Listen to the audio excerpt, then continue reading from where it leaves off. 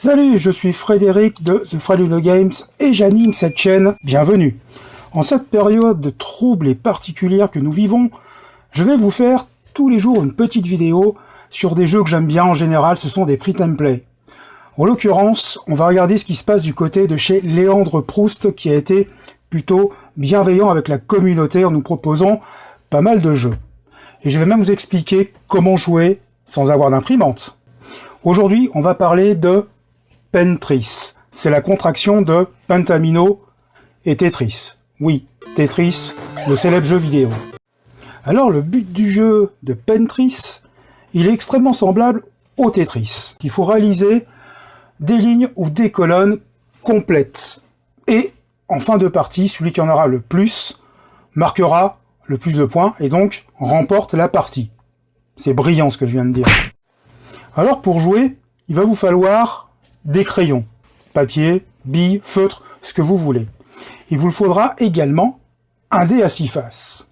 Et puis, il vous faut les grilles. Alors, soit vous les imprimez, mais si vous voulez pas les imprimer, il suffit de les tracer. Ce sont des grilles de 10 par 10. Et si vous avez du papier à petits carreaux, c'est royal au bar. En haut de la règle, on trouve également 6 petites cases représentant des pentaminos, et il y en a 2 par chiffre associé au dé à 6 faces. Si vous ne voulez pas les imprimer, vous pouvez parfaitement les recopier, c'est pas dramatique, c'est pas très long, voire même télécharger la règle, et je vous donnerai le lien dans la description, et puis il suffira de l'afficher sur votre téléphone pendant que vous jouez. Ainsi, vous n'êtes pas obligé non plus de l'imprimer. Alors, c'est un jeu en simultané, en effet.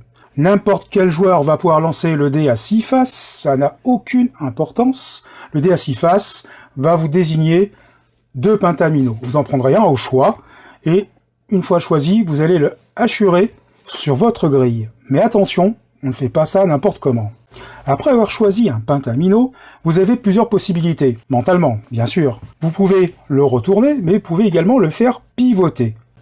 Un pentamino est soumis à la gravité. En fait, il arrivera toujours par-dessus la grille et descendra jusqu'en bas. Et c'est à ce moment-là que vous allez pouvoir le hachurer dans la position que vous l'avez choisi. Alors, il y a quelques restrictions. Un pentamino ne peut pas passer par-dessus un autre pentamino déjà dessiné, bien sûr. Un pentamino ne peut pas être superposé sur un autre.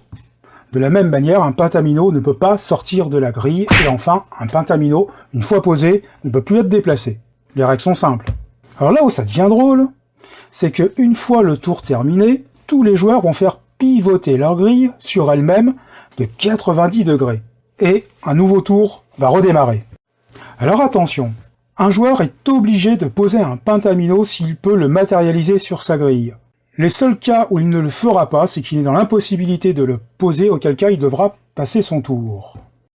Enfin, la partie s'arrêtera lorsque tous les joueurs, au cours d'un tour, seront dans l'impossibilité de poser un pentamino, et on procédera au décompte des points.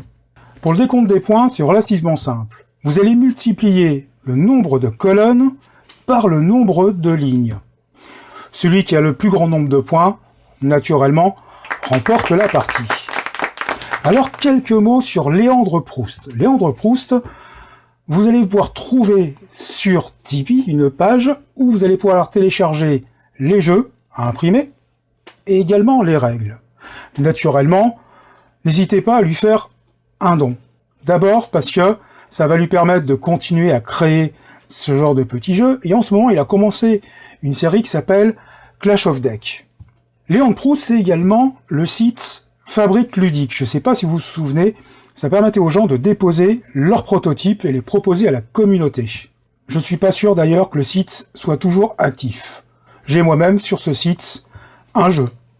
Le jeu s'appelait Cave, si je me souviens bien. C'était un jeu de dés. Comme je vous l'ai déjà dit, je mets dans la description le lien vers la page Tipeee de Léandre Proust, et puis vous pouvez également flasher le code qui vient d'apparaître sur votre écran, et votre smartphone vous enverra directement sur la page de Léandre Proust. Et comme on dit, bonjour chez vous, et à demain, et bon jeu!